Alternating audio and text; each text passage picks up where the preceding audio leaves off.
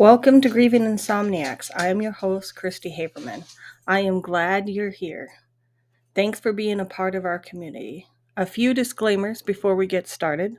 I am a licensed therapist. However, this podcast is not to be considered mental health therapy or counseling. It is for entertainment purposes only and is not associated with my counseling practice, Christy Haberman Counseling Services.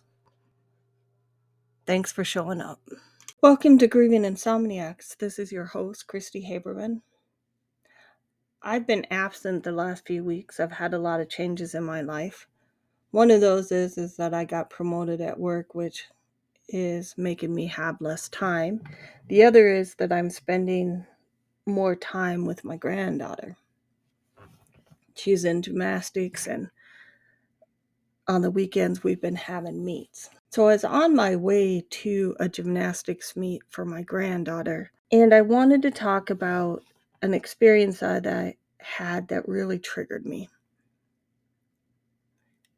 And I hope that it does not cause people to not want to listen to me anymore, but it was a very real, very jarring experience for me. And it happened to be associated with a religious organization. But it's more about the person. I just want to emphasize this.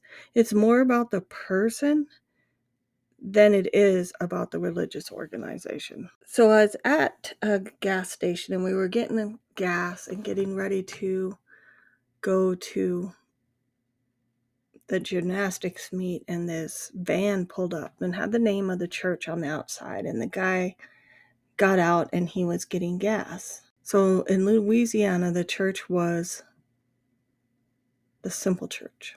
And on this van, it was Connection Church, maybe. Anyway, it triggered me. My stomach dropped. And I immediately thought of a phone call that I had got from an associate pastor at the Simple Church out of Bossier, Louisiana. So Christopher had died in Louisiana. I've talked about this pretty extensively. Christopher died in Louisiana. He was 25 years old. He had found out that he had cancer. And like any person does when they have cancer, is he was looking for meaning, trying to find comfort. And he had gone to this church a couple of times with his friends. And my understanding is this church was very insular, meaning they wanted the people from the church only to socialize with people from the church. They only wanted you to be involved with the people from the church. And my understanding is he only went a couple of times. So he was diagnosed with cancer on his 25th birthday on May 27th, and he died on June 19th. At the most, he had to have gone to the church maybe 1 or 2 times in between his diagnosis and death. I don't know that he would have been interested much before that, because like I said, he was looking for meaning, I'm sure. And his friends had gone to that church too. So Christopher died. He died on a Sunday. He did not have a significant other, did not have a girlfriend. He did have a baby, however, and he had some really, really good friends. It's a little unforgivable what the friends did, I will have to say. Maybe it's youth. Maybe it's the selfishness of youth. I'm coming to understand that maybe that's just how people react when death is involved. But Tuesday morning, so Chris died on the 19th, the 21st, on a Tuesday morning, I got a call. I don't remember the guy's name anymore. Now keep in mind, he's calling the mother of a child that just died. And he wanted to know where Christopher was going to be buried. And I hadn't really decided right then. I was getting a lot of pressure from his friends to have him buried in Louisiana. But the thing is, I mean, if you think about the bond that people have with their friends, it's momentary. It's not a lifetime. Like, I'm sure they would have gone to the grave in the first few years, but after that, I don't know that it would have had much meaning. And I was in a panic state. My son had just died. I couldn't think straight. I was sobbing. I was not ready. Like, I was literally putting my head into the sand, dragging my feet, kicking and screaming that no, he was not dead. I hadn't even begun to process. I hadn't even begun to talk about it. I hadn't done anything. I knew that his body was at a funeral home in Bossier City, and I wanted him home. But like I said, there was a lot of pressure to keep him there, especially with the baby. But the baby was dependent on the mom taking the baby to the cemetery. And if they weren't together, there was no motivation for her to do that. None whatsoever. She would get married and she would move on and she'd have more children. And that's exactly what she did, because that's the way of the life. She was going to keep on living. You know, at the time, I was just angry about that because everybody was going to go on living. His friends were going to go on living. You know, the girlfriend, the baby, everybody's going to go on living except for Christopher. And I felt my life had ended at the same time as Christopher's. My life as Christopher's mother had ended. So this man called me. Not sure how he got his phone number, and he introduced himself and said that he was calling on the behalf of Christopher's friends. Now I feel myself getting angry as we talk about this, so bear with me as we talk about this. I will try not to use flowery language or ugly language to describe how I'm feeling, but I was not prepared for how this conversation went. So he explained who he was, said he was the associate pastor. Kind of lucky for him, I don't remember his name anymore. I'm sure halfway through this conversation I disassociated. And he explained why he was calling. He was sorry to hear that Christopher had died. You know, and Christopher had started going to their church. And that he hadn't gone there very long. But he knew his friends were really devastated. And his friends asked him to call, to i.e. talk some sense into me and let Christopher be buried in Louisiana. Because, you know, they really cared about him. And the implicit message there was they cared about him more than I did. Oh, I was mad. And that it would be, you know, more beneficial for them to have him buried in Louisiana so they could visit him, because South Dakota was too far away for him to visit. And holy cow, was I angry. And I said, well, I really hadn't decided what the plans were yet. You know, I was still working on, he had just died. Like, I was not prepared. I was trying to make funeral arrangements. I was trying to get my work situated so I didn't have to work. It was just an awful time. And I don't remember the whole context of the conversation, but I walked away feeling like he was trying to use the pressure of being an associate pastor to try to convince me to do what he thought was the right thing, which was the right thing was to bury him in Louisiana because me as his mother had no meaning. That was my interpretation. Now keep in mind that I was really sad and traumatized, and that might contribute to my perception of this particular event, but I don't think so. And part of our struggle with burying Christopher was I didn't know any pastors. I didn't go to church. I wasn't raised that way, never really been involved. And you never realize the importance of that, I guess, until it comes time for someone to be buried, because that's the norm, right? And a funeral home doesn't give you someone. So I was left with having no one. As this guy proceeded to kind of argue with me, or to convince me that somehow the best option for Christopher would be to be buried down there. I'm oppositional defiant. I always have been. My children are oppositional defiant. We think for ourselves. We always have been. That's just how we are. It's in our DNA. So I asked him. I said, we're really struggling with having someone bury Christopher. I understand he's important to you. I understand that he was important to the church that you are attending. Could you come to South Dakota and bury him? That man told me no. He was like, I can't do that. How could I do that? I have another job.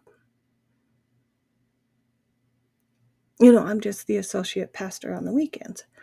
And it was like, So Christopher was important enough for you to call me to convince me that my child should be buried in Louisiana because his friends needed more access to him, not me as his mother. And maybe it's just because I wasn't part of the church that he thought that that was an okay premise. I am not sure. But Christopher was so important to him that he called me, tried to use the influence of his position to get him buried there. And then when I said, hey, I respect your position. I respect the fact that he went to your church. I respect all of that. But could you come to South Dakota and bury him? And he told me no. And I was so upset because it was clearly not Christopher that he was attached to that made him make that call. Because I believe if he was attached to Christopher, and if Christopher were that important in his church, he would have come to South Dakota and buried Christopher. It didn't happen. So I saw that white van, and I saw that guy standing there, and I just had this surge of anger. And I flashed back to this conversation and how mad I was because I felt so unimportant.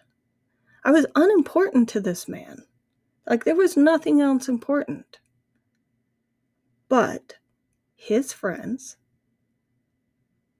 that church, and what they wanted. And I'm not even sure that the church was involved beyond this guy just happened to be the associate pastor there. And I am not sure which friend it was that started this conversation. I really don't. Well, I guess I kind of do, because after that, I had one of his friends call me and say that they were done with me. It's fine. Be done with me. Because I didn't do what you wanted. But Christopher needed to be here with his family, with the people that love him. And so I just can't imagine. So there I'm in the parking lot of well, it wasn't Common Sense. It was a different gas station. But I was in this parking lot of a gas station, looking at this man and feeling this surge of anger. And I'm like, this trip is about my granddaughter. It's not about my grief, but I'm so angry.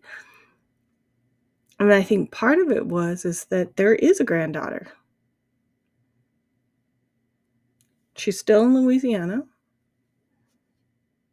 Her mom went on to have another relationship, more kids, and she don't know who Christopher is. Which is fine. Like, the decision was made, it's good, it's fine. But it's 11 years later, and I'm still angry. But that's how grief is. that you can be going along and I was excited. We were going on a road trip. We hadn't been anywhere for a while. I'd never been to where we were going. And it just got derailed by my grief. It was completely derailed. And so what happens with me is that conversation played in my head. And then I have to deal with these feelings that I don't really want to deal with. They just make me angry. I just like, no, please, no. But there they are. And I think that's the hardest part of people that have never lost anyone, is that they don't understand how innocent things can just trigger you. The guy was just getting gas. Probably had some church activity to go to. He's just getting gas. I didn't even see his face. He was just getting gas. I mean, it's kind of totally unfair that his presence would make me so angry, but it did. And then I think about, the guy that called me. It's probably not fair to his church that he tried to use the power of his church to do something that's probably not very ethical. Because I have a hard time believing that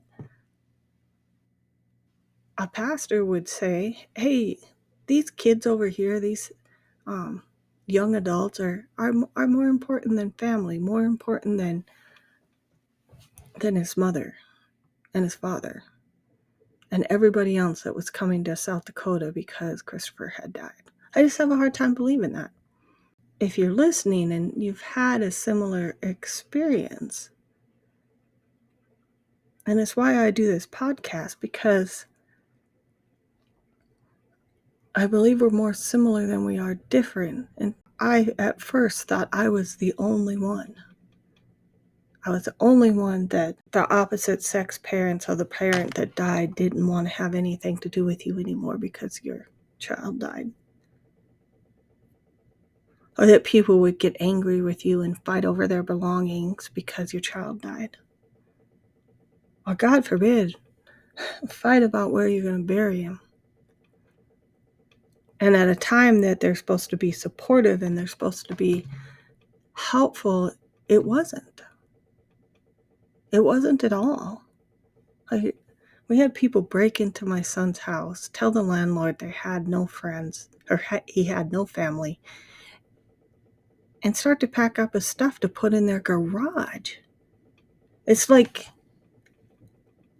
I had to threaten to call the cops for them to bring all the stuff back. And I thought it was just me. I've had, relatives die in my family, but I thought it was a family thing. And then when Christopher died, that's the first child that's died in our family, so I had nothing to compare it to. And I'm like, wow. Now, 11 years past, I realize that happens a lot. And now that I work with grieving people, I realize it happens a lot. And so I realized over time,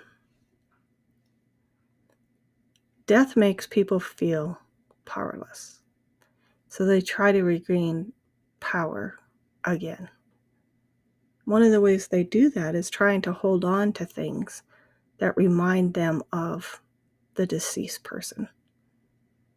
I'm sure that Christopher's friends really cared about him, and I am really sure that they were devastated when he died. There is no doubt about that. In fact, I'm positive that they still miss him.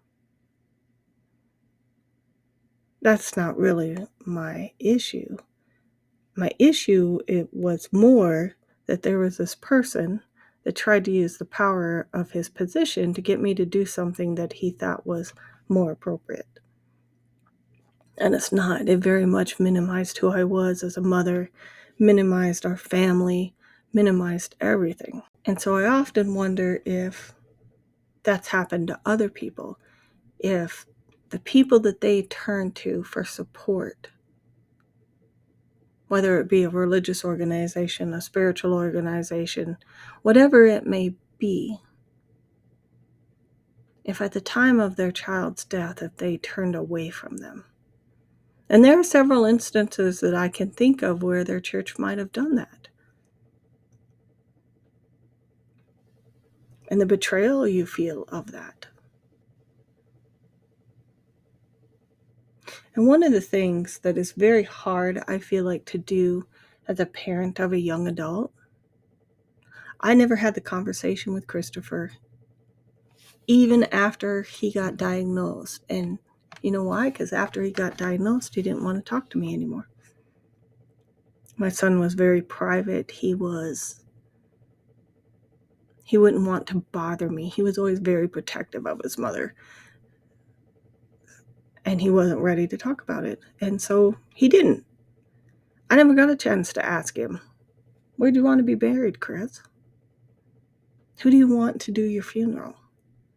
What religious person do you want to have speak on your behalf? We found somebody that, and I don't know why, the nursing or the funeral home insisted on having a pastor of some kind. We would have been just fine without one. But I ended up getting a guy who talked about himself the whole time and didn't talk about Christopher and didn't talk about what a great man he was and the things that he brought to the world. I mean, I just didn't have that conversation with Christopher. Nor did I have the conversation with Christopher that if you get sick and go to the hospital, let us know. Because, your kids are just out there and they're living their lives and that's the way that it's supposed to be. But what happens when they get sick and they don't come home? So much is left unsaid. So one of the deals I have with my younger son is if you go to the hospital, please let me know. I don't care what it's for. Because there's always a chance you won't come home. Now, keep in mind, I said I had oppositional defiant children. So he tells me after the fact, after he's home. I just hope when it's something serious that he remembers my words and he tells me. And he has a spouse now. And I realize that my decision-making abilities, if he were to pass away, would be hers. But I respect that because I know she loves him. One of the things I want to encourage you to talk to your children about, your still living children, because it can change in a moment. What do they want their funeral to look like? Where do they want to be buried? My husband and I have had this conversation. He refuses to answer me, but I keep asking. It's like, where do you want to be buried? And then I think, well, I want to be buried next to Christopher. Well, that's not possible. And then I'd have to be cremated, and that just scares the crap out of me because I'm afraid that I'd still be alive. Crazy thoughts. That's what grief does to you. It gives you crazy thoughts. My husband's just like, I don't care. Colin's like, I ain't talking about this, but it's important. It's important to talk about it. So if you still have living children, talk to them about it. What do you want it to look like? Who do you want to be there? Do you have religious affiliations I don't know about? That way you can have intelligent conversations with people. Because his friends were telling me that they knew him best and that he was involved in that. I just didn't believe it. He would have told me. Christopher is very private. I knew things if his friends didn't know, and it wasn't my place to tell him. So I guess what I'm trying to say is have the conversations about death with your still living people. Because it wasn't fair, I feel like, that Christopher died and I didn't know what he wanted. I really didn't. I had no experience in planning a funeral. No one had really died in my family. My grandparents, but I showed up for the funeral. I knew they were old apostolical Lutheran. I didn't know what that meant. The only black I had was black shorts, and I showed up to a very traditional church in shorts, and I felt like I was just standing out. I didn't feel welcome. I didn't know that about them until at the funeral. And then at the funeral, they were saying because he had left the church, which is old apostolical Lutheran, that he wasn't going to heaven. That wasn't a good thing to hear at the funeral either. So have conversations with the still living about what they want. So you don't end up like I did with conversation from a stranger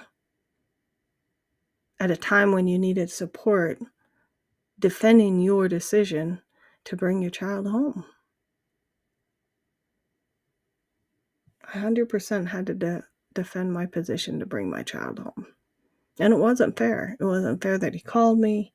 It wasn't fair that his friends were pressuring me. None of it was fair. In the end, Christopher came home. He was buried here. There was someone that did the funeral for us, but talked about himself and not Christopher, so it was a little bit of a disappointment. And I've never regretted it and never looked back. And as I expected and predicted, his friends have all moved on. They continued living.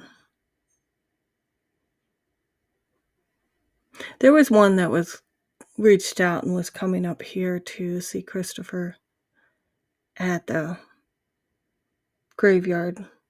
That's when COVID hit, though, in 2020. So I don't know if he ever made it. But they know where he is. They know where to find him. They travel all over the country. If they want to see him, they know where to find him. So this is Christy Haberman signing off for this week. The irony is not lost on me that it's Valentine's Day and I'm talking about death. But that's how it is when you're grieving. Thanks for listening. I'll try to do weekly podcast. Like I said, I have a new job that takes up all of my time. I'll be done with that in May, and then I'll be back to a regular schedule. Thanks for hanging in with me.